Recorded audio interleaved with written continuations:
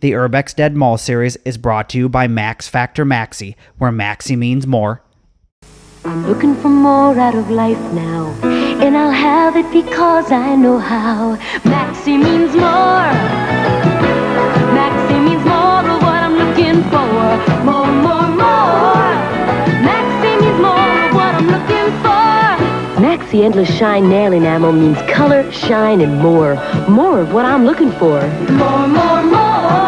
Maxi means more of what I'm looking for. Maxi means more. Chris here for Urbex, and I'm at the Kyova, or however you say it. Anyways, it's the Kyova Tri State Mall, and that's that behind me. Weird, it's not labeled or anything. This is just like a weird place. It's in a weird area in Ashland, Kentucky. Ah, yes, the Kyova Tri State Mall in Ashland, Kentucky. I actually didn't think I would ever be making a video on this place. You see, I shot this footage back in 2019 and put it on my server so that later I could make a video on the place. And when I went to make that video, I was like, where did the footage go? I was so panicked, I couldn't find the footage. And a lot of other YouTubers had covered this mall, and it's kind of got a reputation for being one of those heavily covered malls, but it's a really good one in a weird location. And I was just like, oh no. Well, I recently found the footage. Here it is. So you're getting to see a bunch of lost media now. So I'm so excited to be able to present to you the Kyova Tri State Mall, and I believe I'm pronouncing it right. If I'm not, someone can correct me down below.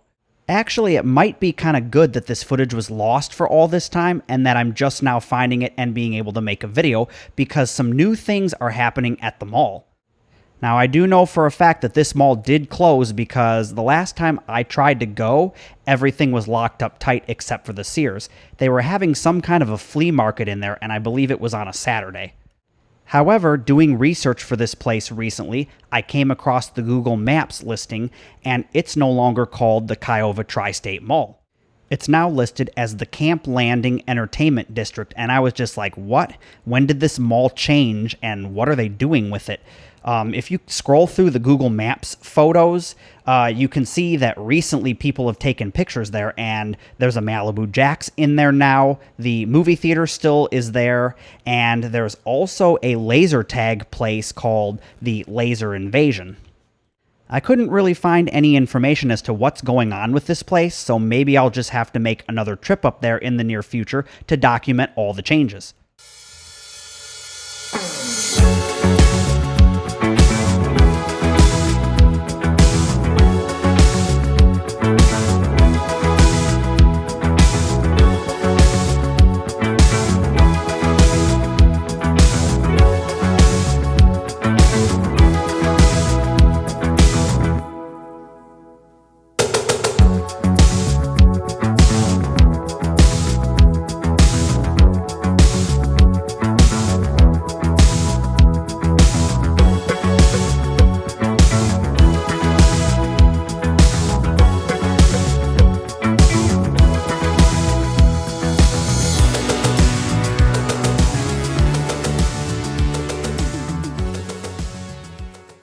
Now that we've gotten all of that out of the way, let's get into some of the history of this mall.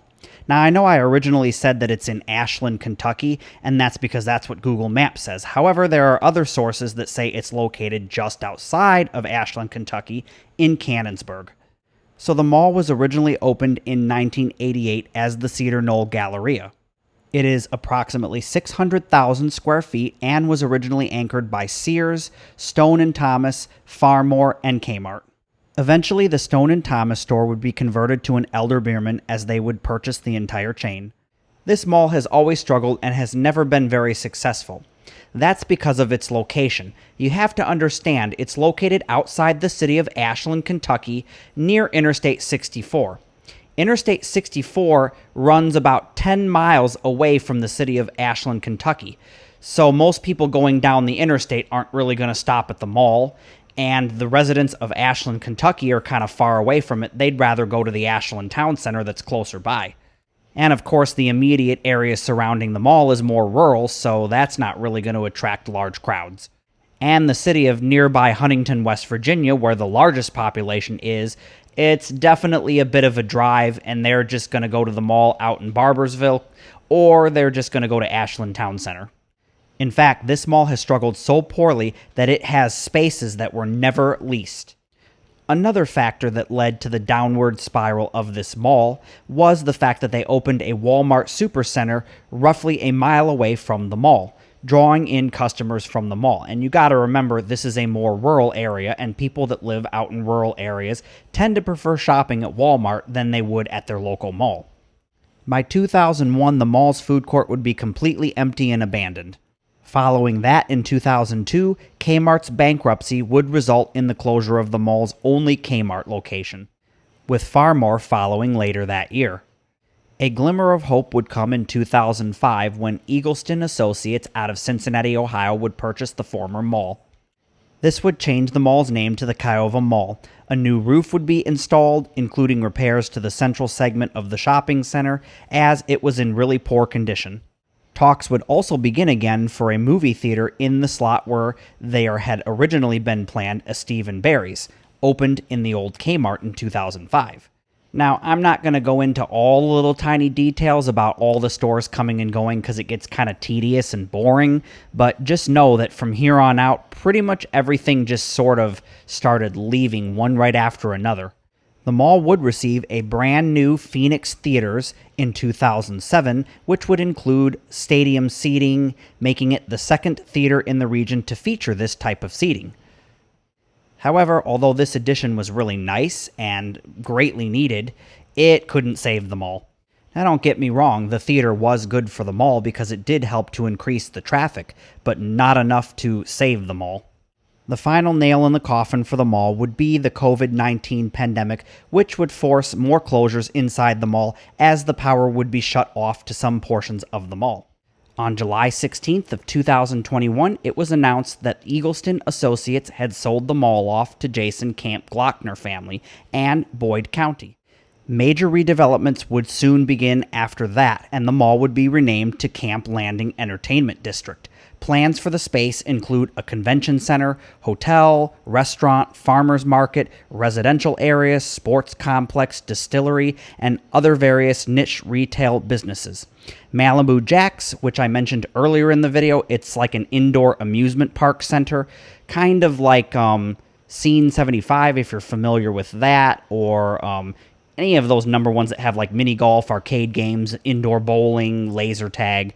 You know what I'm talking about. Anyways, that was announced that it would be locating in the mall and be 135,000 square feet of space. I'm actually really excited for this mall because they're actually doing something with it that could benefit the community. You know, not just turning it into a giant warehouse or a business park, something where people can actually come on their off time, enjoy themselves, connect with other people in the community, and just have a good time. I have been to Malibu Jax before, some of the ones that are located in Lexington and Louisville, and they are awesome, they're cool, and I'm so glad that they put one in this mall. I think it's a great addition, and hopefully it'll bring in other businesses into the mall that can benefit the community. If you guys would like to see me revisit this mall and do an update, then give the video a thumbs up and let me know down in the comment section below, and sometime in the near future I'll head back there. I mentioned earlier in the video that I took a visit to the mall back in 2021 while it was closed, but that they were having a flea market in the old Sears. Well, I decided to make that its own video. This video's kind of gone on long enough, and the Sears can be its own entire thing, so look for that in the future as well as some more awesome videos. So I'm just going to leave you here to enjoy the rest of the mall with some awesome 1980s synthwave music.